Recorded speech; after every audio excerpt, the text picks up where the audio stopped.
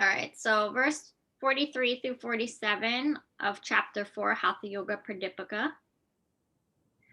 When the prana, which is in the right and left nadis, moves in the middle nadi, Sushumna, that is the condition for Khechari Mudra.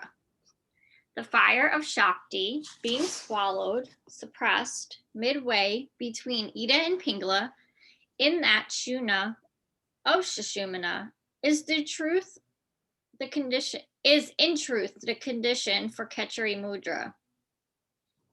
The middle of the sun, Pingala, and moon, Ida, is the unsupported, in which is situated Vyoma, chakra, and center of ether void. This mudra is called Khechari. In the flow from the moon, Bindu, in the beloved Shiva consciousness, the opening of the unequaled divine Sushumna should be filled from behind by the tongue. The Sushumna being completely filled at the rear, upper palate, also is Khechari. The practice of Khechari Mudra is followed by the state of Umani, consciousness devoid of mind. The methods indicated here in the Hatha Yoga Pradipika, and examples Shatkarma, Asana, Pranayama, are intended to awaken Sushumna Nadi. By that time, everything is set properly. The chakras are clear, the pathways of the nadis are unblocked, and awakening can take place. Mudras and bandhas are intended to awaken Kundalini, which arouses meditation spontaneously. Even if you do not know how to meditate or you do not have sufficient willpower, if you are practicing Khechari Mudra, after some time a serum flows into the body. When it mixes with the blood and other secretions, the state of mind and flow of prana changes. You begin to feel high and the brainwave patterns alter. Even with your eyes open, you begin to have an altered experience. With the eyes closed, you are able to have inner experience. You can hear music internally. You can see the beauty of flowers in any season, anywhere. You can see the moon even when there is none. It is not hallucination. It is real and conscious experience. The body becomes quiet and the mind steady. Mudra is one of the very important aspects that Hatha Yoga was inherited from Tantra to expand the consciousness. Khechari Mudra, or Nabo Mudra, as it is called, is originally a tantric practice. It can be practiced in two ways as it has been described. Either the root of the tongue is cut, elongating the tongue, which can be then inserted into the epiglottis like a cork, or the tip of the tongue simply presses back the back of the upper palate. Meditation may be a spiritual practice, but its effects on the body are definite and physiological verified. Alpha waves become intense, respiration becomes minimal, consumption of oxygen decreases, blood pressure and temperature drop. The rishis realized these effects and therefore instructed the use of particular asanas for meditation and the use of mudras, especially Khechari. When Sushumna is active, the heart rate and blood pressure drop, and at that time, Khechari must be employed. Mudras definitely affect the quality of meditation. You can verify this by experiment. Practice meditation of a passive type for 6 months. Then change your practice to an active type incorporating mudras like Maha, Veda, and others, especially Khechari Mudra. The nature of your experiences will definitely alter. When meditation becomes deep and the mind is absorbed in the point of concentration, Unmani occurs. It is the practice of samadhi, which has been previously discussed. Verse 48. In the middle of the eyebrows is the place of Shiva. There in the mind is the crescent. I don't know this word, crescent. Let's see. I'm sorry, where are you? On 48. I don't know. It's an English word. Oh, quiescent, meaning quiet and yeah. or whatever. In the middle of the eyebrows is the place of Shiva. There, the mind is quiescent. That state is known as Turiya, or the fourth dimension. There, time is unknown. The external point of the eyebrow center is the trigger point of concentration, arousing the Ajna chakra or Guru chakra. Ajna chakra is situated in the brain in the region of the pineal gland and the medulla oblongata.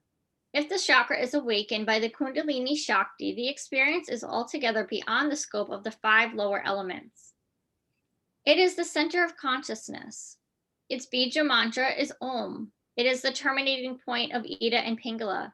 Beyond Ajna, the 2 nadis merge with Sushumna, indicating the possibility of experiencing steady, unwavering awareness of Atma. Param Shiva and Shambhu is said to dwell at this point of awareness. His Shakti is known as Hakini, who is white, has 6 red faces with 3 eyes on each face. She has 6 arms and holds a Rudraksha mala, a human skull, a dharam, small drum, a book, and the other 2 hands are in Vara and Abhyasa mudra. She is seated on a white lotus. Above her is the Antara Lingam, jet black, with an inverted triangle. It is the inner Atma. On the 3 sides of the triangle, sparks of light emanate. Above this is Manas chakras, and above that is the region of the moon, in which Param Shiva and his Shakti are seated on a Hamsa, white swan. The chakra Nirumpama states, "This is the incomparable and delightful abode of Vishnu."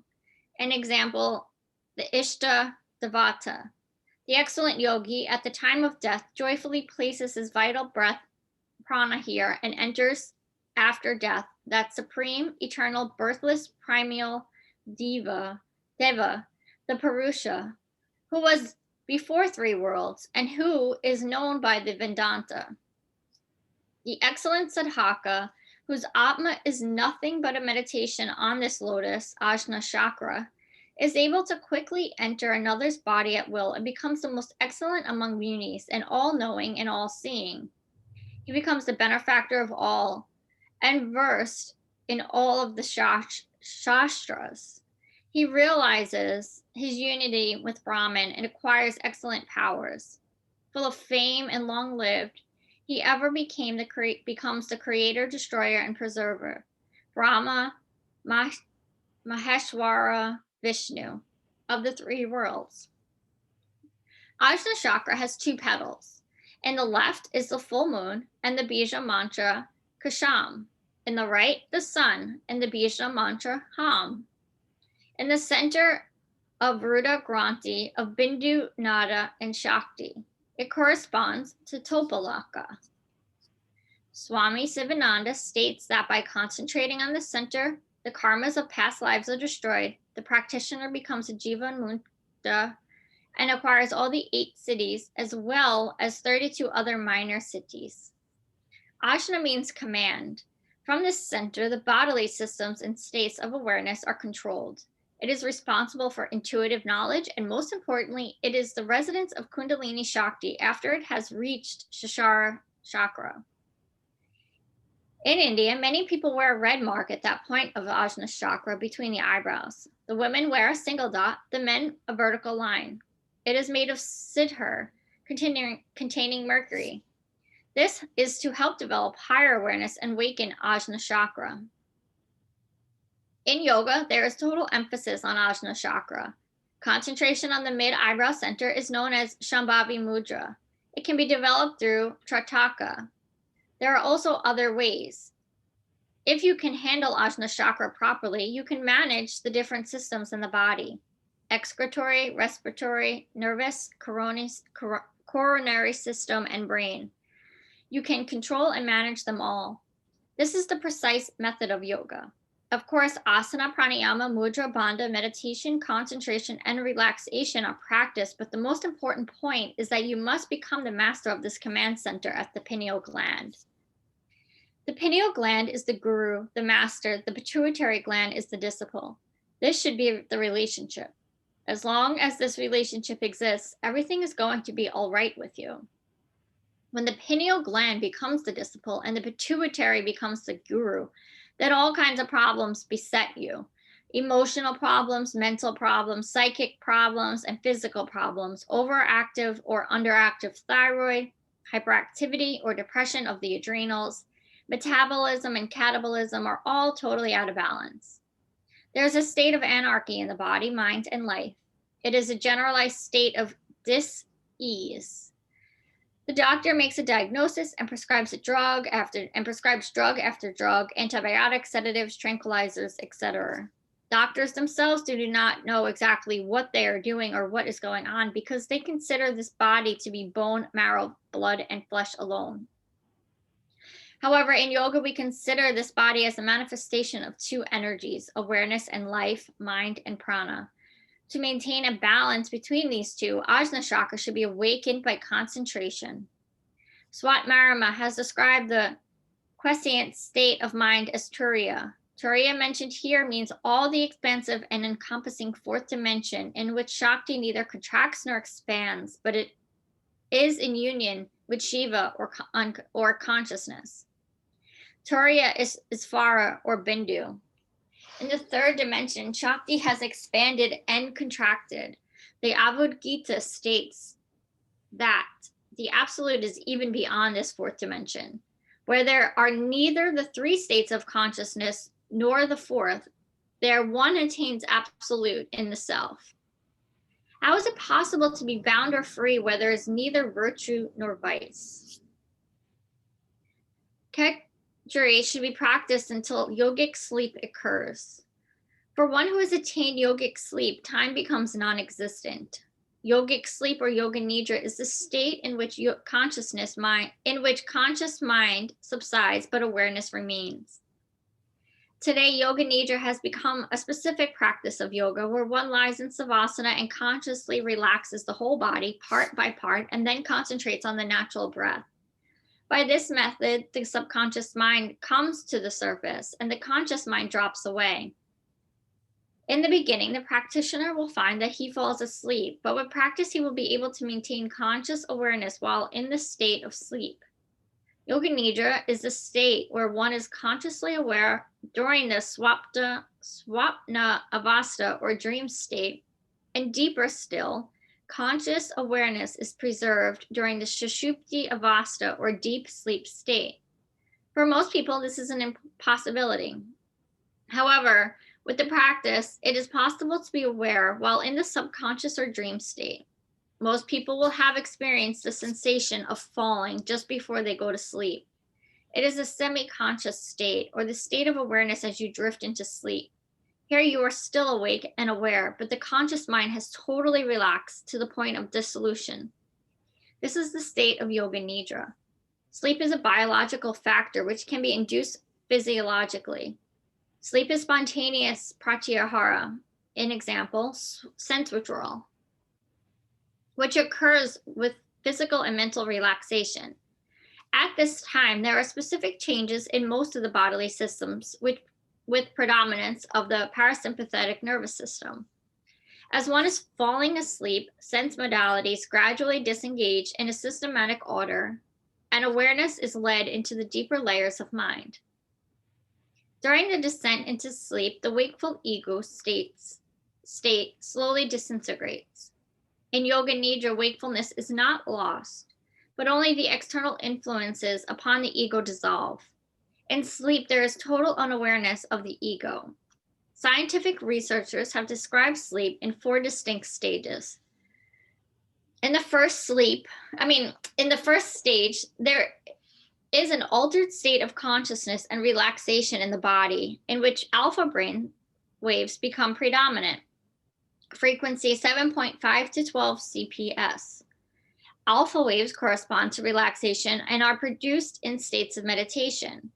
In the second state, when dreaming occurs, there is psychic activity and physical movement, and theta waves, or 0.7 CPS, are produced by the brain.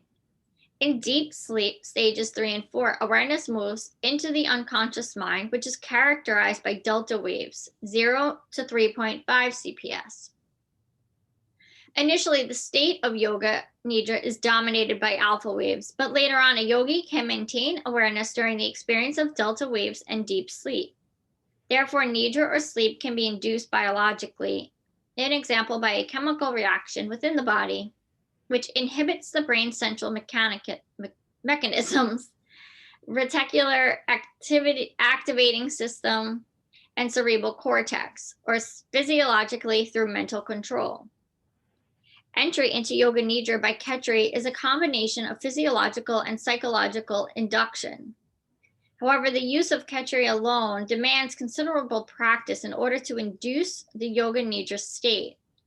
It should be practiced with ujjayi, pranayama, and concentration upon a particular symbol and form.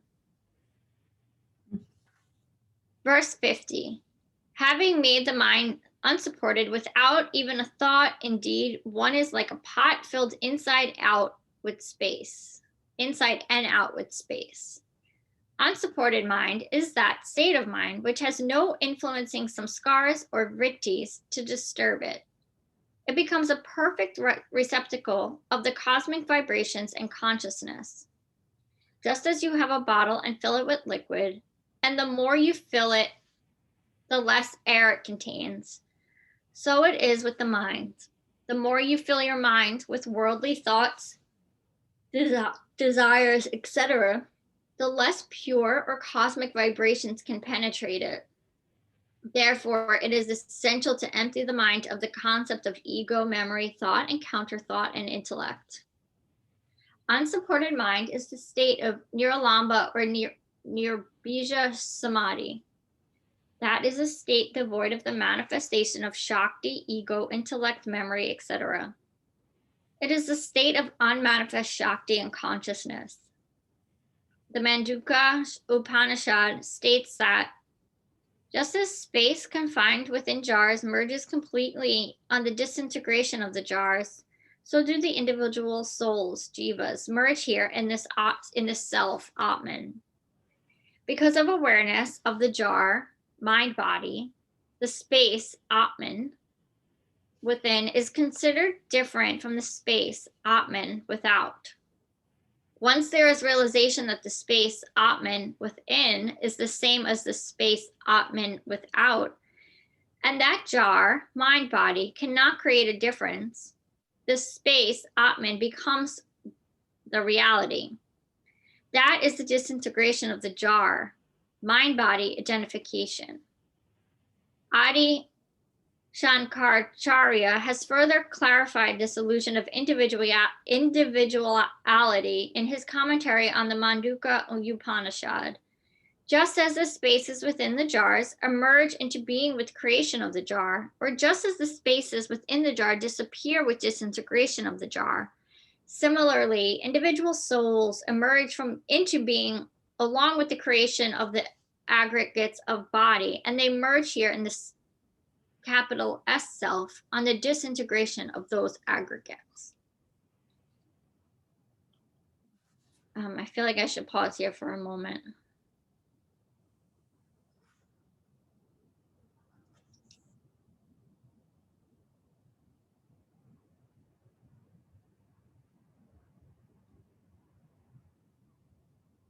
The phrase unsupported mind is really interesting. I'm not sure I get it, but it's. I feel like I was doing good reading about Kachari Mudra and Yoga Nidra and sleep, and then this last verse with the jar just completely confused me. Well, it sounds like it's okay. So it sounds like it's emptiness, not in a bad way, but it says here empty ego, memory, thought, counter thought, intellect, etc., etc. And it says it is samadhi, where there's basically no difference between inside and outside. So it doesn't, the jar itself or the body itself doesn't really matter anymore. Yeah. But I don't know how this is. Okay, so once again, there were all these different levels of samadhi that we read about before. I'm not sure where does Nira Lambda or Nirbija samadhi fall in the levels, like it. Yeah, um, well, I can go back to that picture. yeah, yeah. That picture of how many there were, seems to me there were a lot of samadhis. Yeah, there were. Okay, so I don't know where it is though. I think I get it now with the unsupported mind. I don't think it was sticking when I was reading it.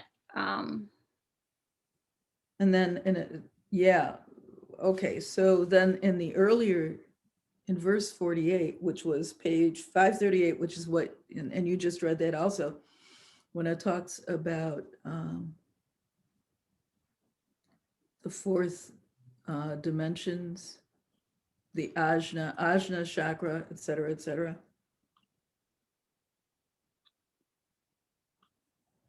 I'll Oh, go back to that, but here's samadhis. Okay. so she said it was Nurbija, right? Which looks like it's this one up here, the second one from the way top. Is that the one she was saying? Nirbija, and then it's also called Nira Lamba, but Nirbija was definitely in there. So where's Yeah, I Nira? don't see the other one. So it's right here at the top. Okay. So that's pretty nifty. I mean, that's pretty far along in terms of the progressive stages. Yeah. All right, let me. Very interesting. Yeah. Okay. Um,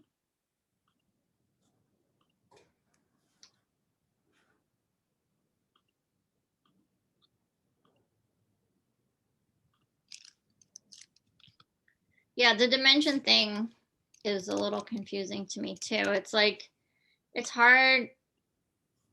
This kind of stuff is like hard for me to grasp because I think I'm so tethered to this material world. It's hard to understand. Like I don't think I'm ready to let go of my body. Yep. It's interesting. I just did a yoga nidra last week with Mary Claire. Yeah. And we did a sankalpa and a yoga nidra. And it was the best sankalpa experience I've had yet, which probably says more about where my head was at the time than anything else. It certainly doesn't say anything about the various teachers who have done it with me, but Yeah. that followed by yoga nidra reminded me of the first time I went through sankalpa, which was with Amanda, and about 45 people squeezed into that room. Yeah. And it was great. It was quite an experience. But the yoga nidra experience this time around was the first time where I really felt like I was experiencing something. I guess it was in verse 49 when they were talking about yoga nidra, where I was getting a little closer to, I don't want to say where it's supposed to be, but getting a little closer to the optimal stage. Not that I was anywhere near it, Yeah. but a little closer. It was a very exciting experience. Yeah, yoga nidra. I actually at the beginning of last year, I think maybe even for Christmas, I wanted to learn more about yoga nidra, and I asked Adriana and Amanda like a book they recommended because I wanted to read it, and it's been sitting on my shelf all year. And every time I hear nidra, I'm like, oh, I need to do that more. Like I need to, and I very rarely do it, except when Amanda teaches, she'll guide us through it. But I feel like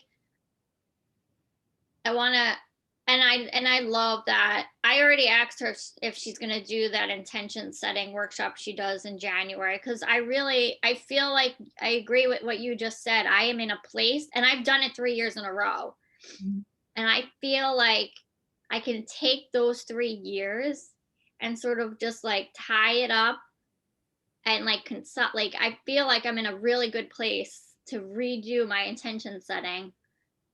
And I already, like Eric's sister was asking me about like learning about the chakras and how you can balance them. And it's such a guided, Amanda's workshop is such a guided way to do that. And then she ends it with the nidra. I don't think I love that workshop. right. Yeah, so do I. And I've done that workshop about 3 times too. Not sequentially though. There were a couple of times where I couldn't, for some reason on the day when she did it, I couldn't even find parking to get in. You know, but it's I think yoga nidra for sure, and for me sankalpa for sure. That's where you really need a teacher and a good teacher. The only time I've done it without a human being guiding me was actually, it was a human being guiding me. It was the yoga nidra that you sent me the link for, where Amanda is doing yoga nidra for sleep. Oh yeah. Which is different, because instead of saying, I will not fall asleep, I will not fall asleep, I will not fall asleep, you basically say, I'm going to fall asleep. Fall asleep. And, you know, at the beginning of it. And it's, but even so, you know, I could not have done it by myself. No. You Yeah. know. Yeah, no, I wanted to more learn about nidra, just like I wanted to learn it for myself, but also to guide people through it and just to understand it more for myself. Just like I'll never fall asleep in nidra because I can't fall asleep in my back. So like I'll never fall asleep in savasana, and I'll never fall asleep in nidra if I'm laying on my back. Yeah, you and me both. It's the Yeah. back that says it. But that also is sort of good for yoga nidra, because most of the time you're not supposed to fall asleep. You're supposed to Yeah, hit you're not supposed to fall asleep. the no. Yeah, but I'm not always comfortable laying that long on my back. I know Eva was like training me one day, and I was just very fidgety, so she like made me comfortable, Yeah. like with props and stuff. Because if you're Uh-huh. not comfortable in nidra, you're not going to be able to focus, because your mind is going to be in one place on the discomfort. Yeah, and on the disease, you know, as Yeah, and it's the same with falling asleep. Like if you're not comfortable, I can't fall asleep. And it's not to say I can't do it, because I could make myself do it. But if I want to slide into bed, head hits the pillow, and fall asleep, my bed has to be made. yeah. I need, and like, I did not grow up in a military family, but for my mom's father was very strict and taught her how to make a very tight bed. And so my bed is like, it's not like tight tucked in, but everything's straight, you know, like it's nice to get into it. And forget it, when my sheets are clean and I get into my made bed, I'm like in my happy place. Yeah. So I do think there's something to be said for being comfortable. It's that's the ease that yoga's talking about. You want to be comfortable and you want to be at ease. This way you could meditate better. I don't want to say better, but it is better. Like you want to be able to do yoga nidra better, like when you're comfortable. Oh, I think it's for me, it's absolutely necessary. So when I do yoga nidra, I always have a bolster or a big pillow under my knees, and I always have something under my head that's not too high but not too low. Yeah, I mean, it's like almost a where is the place where your body is going to be most comfortable so that you can focus on it. And there's no way I can meditate if I'm uncomfortable. None. It Yeah. just Yeah. And so that's why it's like it's not as important to have this perfect comfortable seat as it is to just be in a shape that's comfortable for you. right. Exactly, exactly. And it's not, I mean, we read something recently that said, you know, there's a difference between sort of one pointed concentration and meditation. So the best I can get are brief seconds of one pointed concentration. I'm sure as hell probably not meditating yet. Yeah. But that's the same thing. For that, I have to be comfortable. Yeah. And your body will, as you meditate in whatever position you're in, Yeah. the more you do it, your body's going to become comfortable and it's going to start opening up so that, and if you do the exercise, the physical movement, you know, not even something strenuous, but eventually your body will open up and you'll find yourself in more comfortable shapes. Or maybe you won't, and that's okay too. Yeah, but I think you're right, especially if you do the more physical, if you do some asanas, and loosen up a little bit, I mean, I it's, feel though that, especially in this example, and I do this in my own life. I can't think of a specific example now, but we give ourselves these obstacles, these imaginary obstacles to uh, prevent ourselves from benefiting from things. So some of us may say, well, I can't sit like that. So they just don't do it. And instead of like finding a way that makes them comfortable and just starting, they don't have to start at 20 minutes. They can start at 5 minutes or 10 minutes and work their way up. But instead, people are like, I can't sit. I don't have that kind of time. I can't sit like that. there used to be back in the 70s, and I cannot remember what it was called. It'll spring to mind later. Maybe I'll text you. And it was based on meditation, but I didn't know that then. And it was basically a breathing exercise, and you started like at 3 minutes and you could work your way up.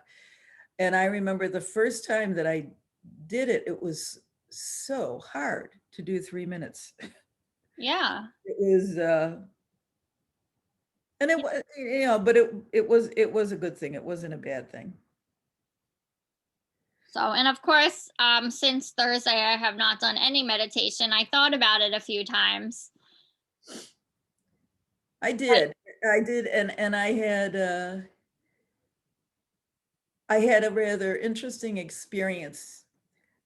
Okay, so you know how when you're learning how first how to sit and how to concentrate and how to meditate or try to meditate, they being the teachers wisely tell you, look, thoughts are going to come into your mind.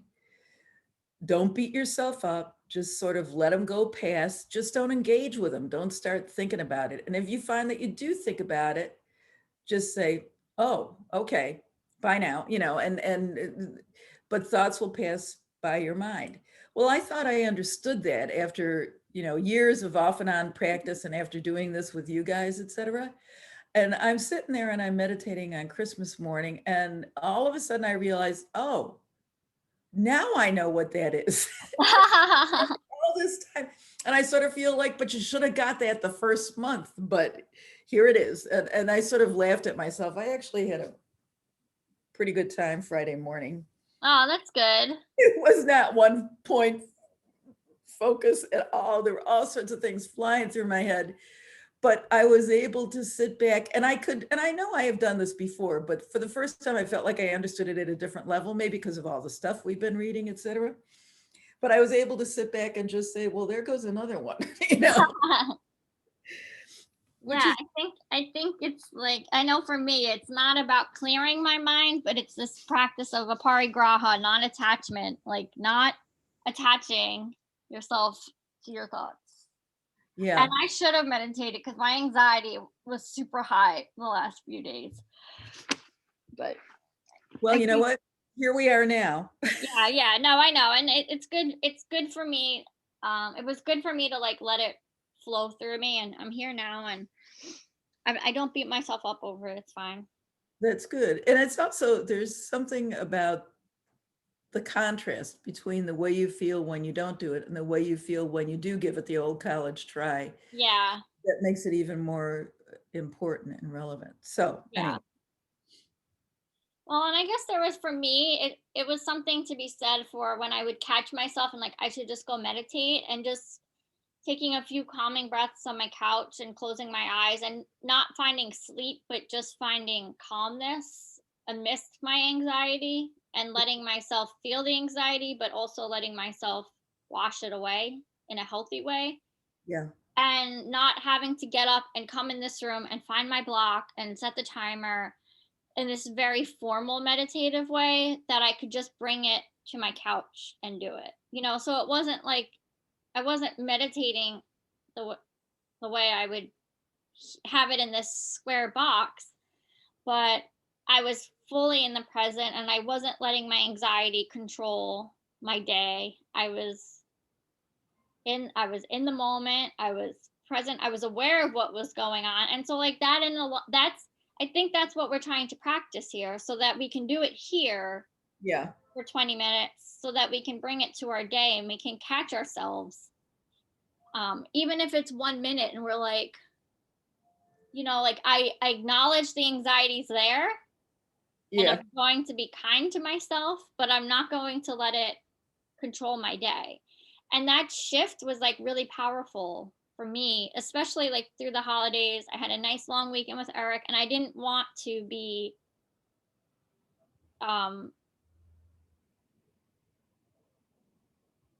I didn't want to be like I've been having this like a lot of thoughts lately, and my emotions have been going from one end to the other. Like it'll be like angry, compassion, like I'm swaying. I think it's like the holidays, it's the end of the year. It's just like I've been having these major pendulum sways. And I'm like, all of our emotions are valid. Like, I'm not going to say, no, I shouldn't feel that way. They're all there, but they shouldn't be controlling us. So it's like, I still have to be me. I still have to be this like person, but I have to say, okay, it's okay to feel this way. So that's how my last few days were going. So it's almost like we're sitting here practicing for 20 minutes to live. We read about this, like live in this meditative state. So I feel like the days I don't come and sit, then maybe I'm experiencing that 1 minute in real life, and that's fine with me. Eva used to say that. She used to talk about 60-second meditations while you're at a red light, which are obviously not meditation, because if you lose it when you're at a red light, bad things will happen to you. But she was really talking about just slowing down your breathing and just focusing on right then and just saying, I'm just doing it for this red light. That's it. Yeah, yeah, And I always found that Eva was very good at finding ways to incorporate the practice in daily life, ranging from tiny little asanas, while you're sitting at your office desk chair, to things like 60 minutes or 60 seconds of breathing and paying attention at a red light, yeah. standing And in line at it's the grocery store. powerful. It's powerful how you can shift so fast from that, and you can control your body just by taking a few deep breaths in and out. Yeah. So and then you can choose how you want to act on whatever it is you're feeling. Like, do you need to have a conversation with somebody to get rid of the anger? Like a calm conversation, not a violent conversation. Like, do you need to just let it go? Or, like this way you're not carrying the anger throughout your day or whatever the emotion is. Like, our emotions shouldn't be controlling us. And this is something I'm realizing for myself. Like, I can see the emotion, but it shouldn't be my driving force on the decisions I'm making all day. So, oh, Something to keep in mind, isn't it? yeah. All right. Well, it's 8:16. Let's do some breath and we'll meditate. It'll feel so good. Maybe, maybe not. Well, it's not going to hurt. That's for damn sure. I'm going to mute myself because I have music on. So let me mute. Okay. So we'll do a few rounds of alternate nostril breathing. I'll lead us off on one round and then you'll continue for as many rounds as you need. And at some point, I'll set the timer and I'll let us know. And everyone joins in when they're ready. So bringing your right hand over to your nose, close your right nostril, inhale through your left, close left, exhale right, inhale right, close right, exhale left. Continuing like that with your own breath, adding locks and retention if it's in your practice.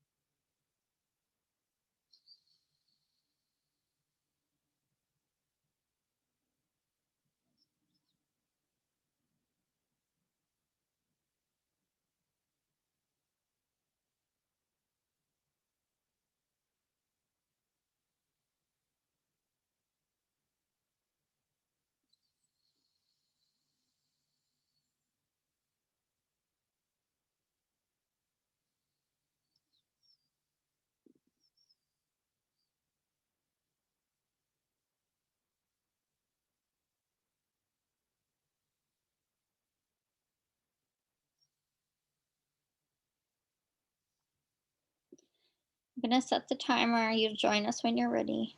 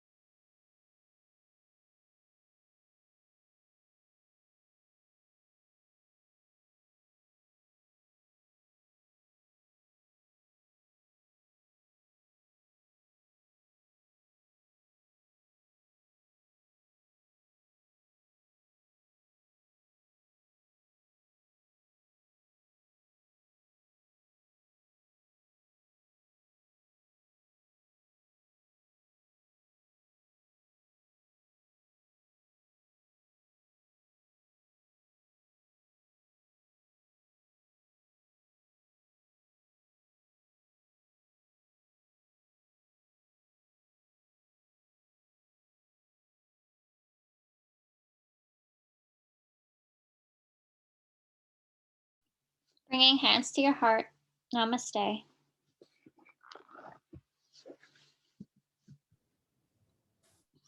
Namaste, Pam.